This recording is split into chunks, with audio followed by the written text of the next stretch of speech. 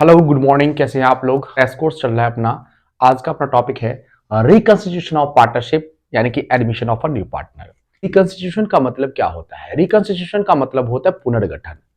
मतलब रिकंस्टिट्यूशन कब कब होता है? तो जब कभी भी change in profit sharing ratio हो, यानी कि लाभ विभाजन अनुपात में परिवर्तन हो, किसी पार्टनर का एडमिशन हो तो भी रिकंस्टिट्यूशन होता है, किसी पार्टनर का रिटायरमेंट हो तो भी रिकंस्टिट्यूशन होता है, अगर किसी पार्टनर का डेथ होता है फिर भी क्या होता है? रिकंस्टिट्यूशन होता है।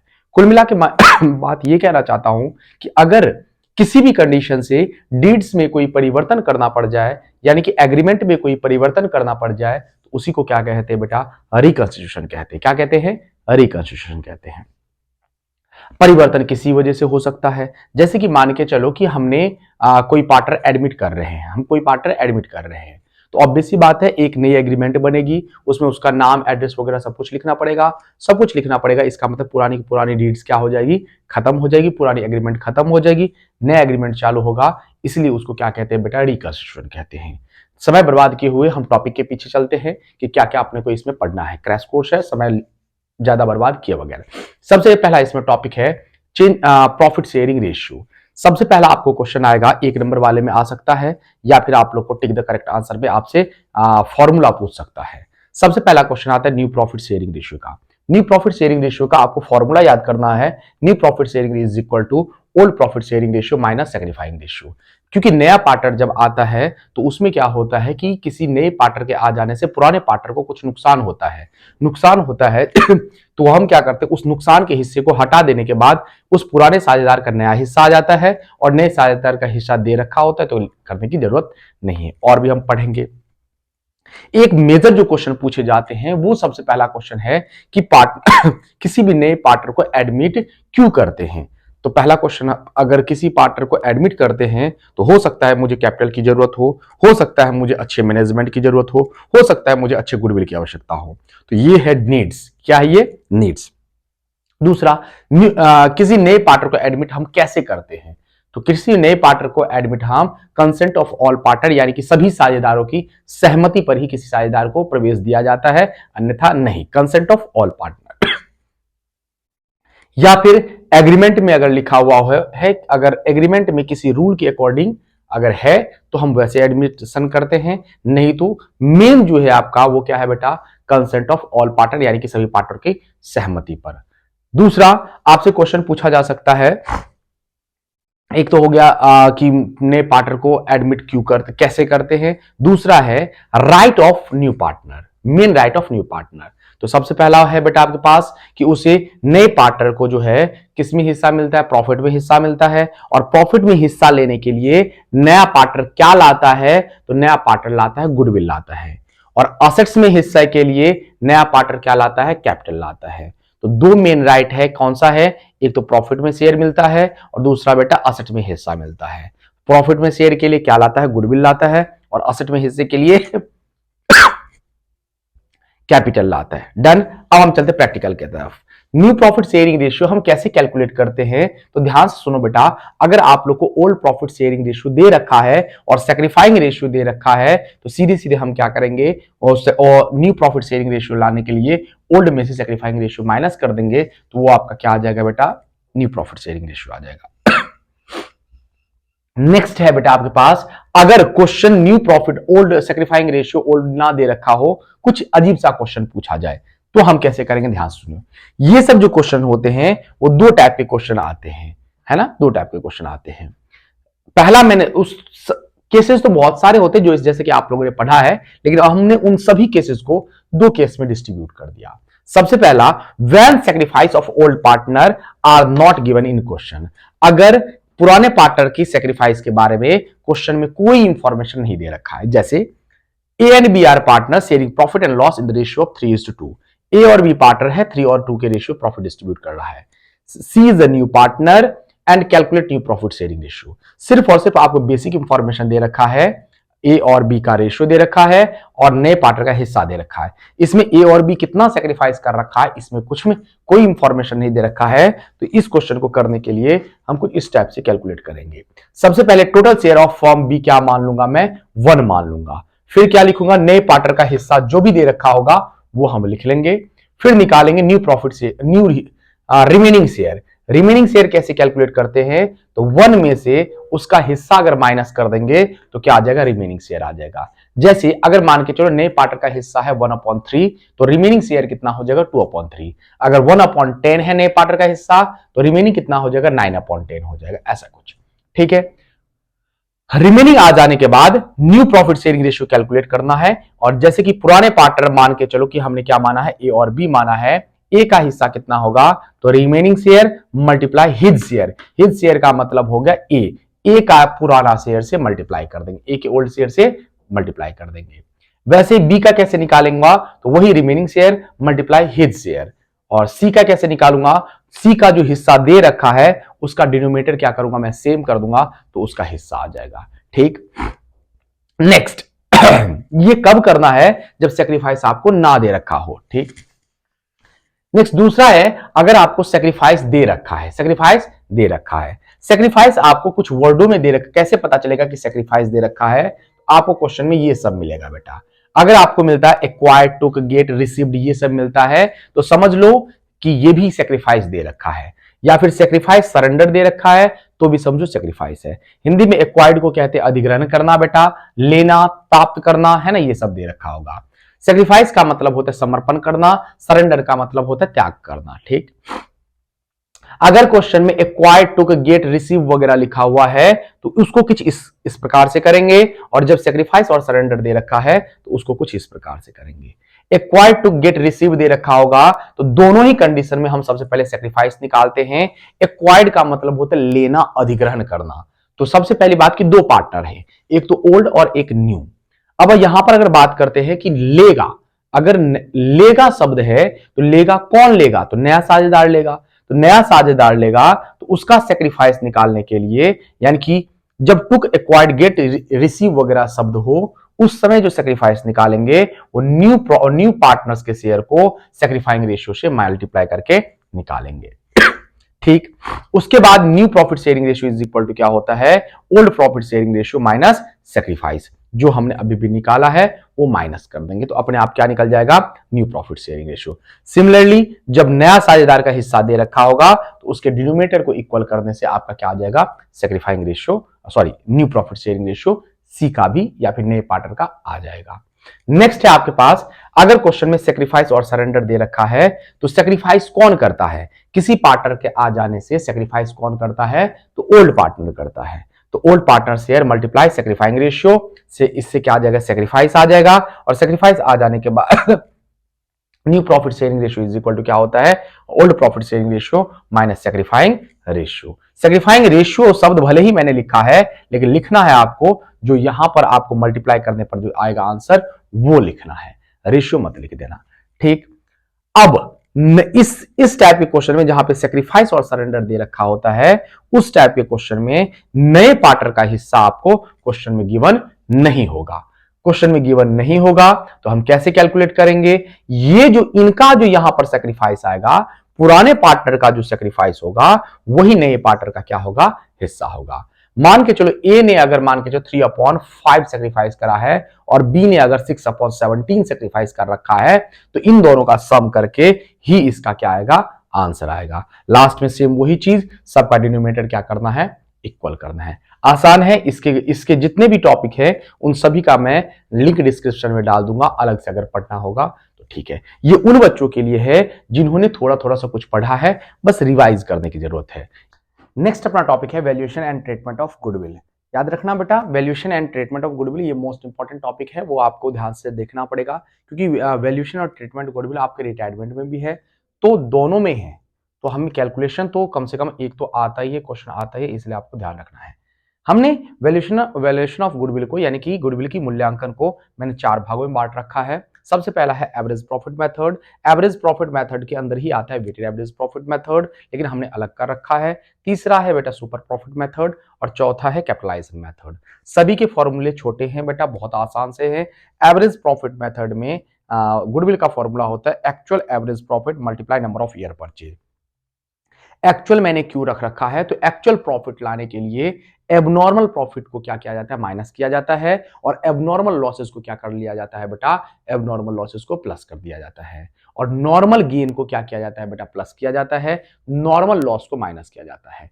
उल्टा करते हैं बेटा, है ना। नॉर्मल जो होता है नॉर्मली होता है, जो माइनस होगा माइनस होगा, जो प्लस होगा प्लस होगा। एबनॉर्मल के साथ उल्टा किया जाता है, ये बात याद रखना, ठीक। और एनुअल चार्ट जो होता है वो एवरेज में से माइनस कर दो या हर साल में से माइनस करना होता है, कोई दिक्कत नहीं है ना।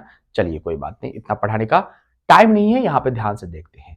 Goodwill is equal to actual average profit multiply number of year purchase.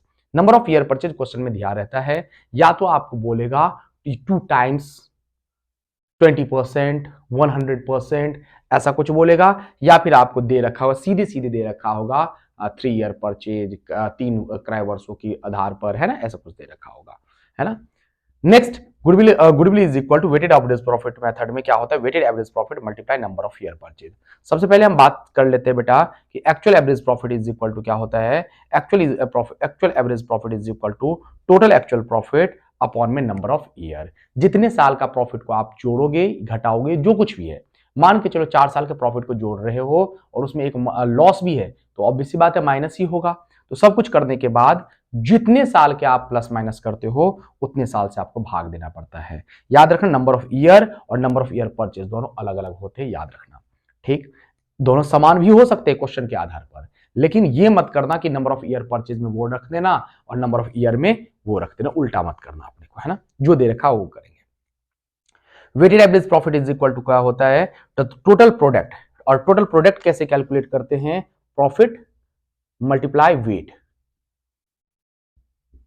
क्या कैलकुलेट करते हैं बेटा, प्रॉफिट मल्टीप्लाई वेट, और वेट जो दिया जाता है असेंडिंग ऑर्डर में दिया जाता है, 1 2 3 4 ऐसे करके दिया जाता है। 5 सालों का प्रॉफिट होगा तो 1 2 3 4 5, 6 साल का होगा तो 1 2 3 4 5 6, है ना। 2 साल का होगा तो 1 2, असेंडिंग ऑर्डर में दिया जाता है। जनरली क्वेश्चन में गिवन होता है, लेकिन फिर भी मैं बता दूं अगर क्वेश्चन में गिवन नहीं होगा तो वेट क्या करेंगे अपन, असेंडिंग ऑर्डर में देंगे, ठीक। और टोटल वेट, फिर उस वेट का क्या किया जाएगा, सम किया जाएगा। जैसे कि 4 साल का प्रॉफिट है 1 2 3 4, तो प्लस करेंगे 4 और 3 कितना होता है 7, 7 और 2 कितना होता है 9, 9 और 1 कितना होता है 10, 10 यहां पर लिखा जाएगा, ठीक। नेक्स्ट हम बात करते हैं बेटा सुपर प्रॉफिट मेथड में। सुपर प्रॉफिट मेथड में गुडविल इज इक्वल टू क्या होता है, super profit multiply number of year purchase. Super profit कैसे कैलकुलेट करते हैं, तो actual average profit minus normal profit. Super profit का मतलब होता है अधिलाभ। क्या होता है, अधिलाभ। अधिलाभ का मतलब होता है अधिक लाभ। एक्चुअल आपको कितना हुआ है और नॉर्मल लोगों को कितना होता है, उनसे जो ज्यादा आपको हो रहा है वही क्या कहलाता है, सुपर प्रॉफिट कहलाता है, ठीक। नॉर्मल प्रॉफिट कैसे कैलकुलेट करते हैं, तो normal profit is equal to होता है capital employed multiply NRR upon में 100, normal rate of return upon में 100। प्रत्यय दर ये आपको दे रखा होगा क्वेश्चन में, अपॉन 100 करके आप आंसर निकाल सकते हो। याद रखना ये capital employed is equal to क्या होता है, नेट एसेट्स। कैपिटल एम्प्लॉयड को ही क्या कहते हैं, नेट एसेट्स कहते हैं। और net assets is equal to क्या होता है, total assets minus current liability होता है, या फिर एक्सटर्नल लायबिलिटी होता है, याद रखना आप लोग। नेक्स्ट हम कैपिटलाइजेशन मेथड में फॉर्मूला क्या होता है, कैपिटलाइजेशन मेथड में 2 फॉर्मूले होते हैं, कैपिटलाइजेशन ऑफ एवरेज प्रॉफिट और कैपिटलाइजेशन ऑफ सुपर प्रॉफिट।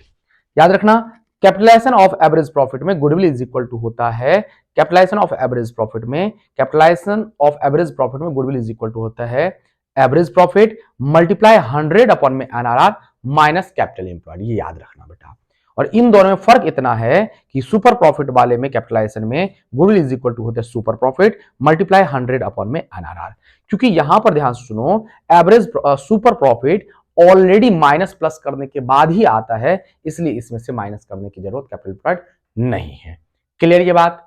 तो हम बढ़ते हैं अब आगे की ओर बिना समय बर्बाद किए। ये था वैल्यूएशन ऑफ गुडविल। वैल्यूएशन अगर मूल्यांकन अगर आपको आ जाता है तो उसके ट्रीटमेंट के बारे में पढ़ लेते हैं बेटा। अगर कोई पार्टनर कैश लाता है, क्या लाता है बेटा, कैश।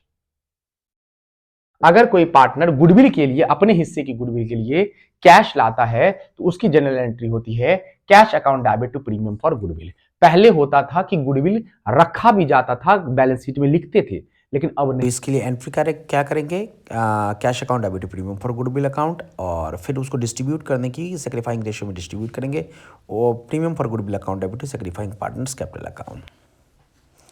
सेक्रीफाइंग पार्टनर अगर अपने हिस्से की गुडविल वापस घर ले जाना चाहता है तो उसकी एंट्री होगी sacrificing partners capital account debit to cash account, क्योंकि कैश जा रहा है तो इसलिए उसको क्रेडिट करना। नेक्स्ट, यदि कोई पार्टनर्स अपने हिस्से की गुडविल के लिए पैसे नहीं लाता है, कैश नहीं लाता है, तो उसके करंट अकाउंट से चार्ज कर लिया जाता है, इसलिए उसकी एंट्री होती है new partners current account debit to sacrificing partners capital account. ये भी सेक्रीफाइंग रेशियो में डिस्ट्रीब्यूट किया जाता है। ठीक, करंट अकाउंट से चार्ज कर लिया जाता है।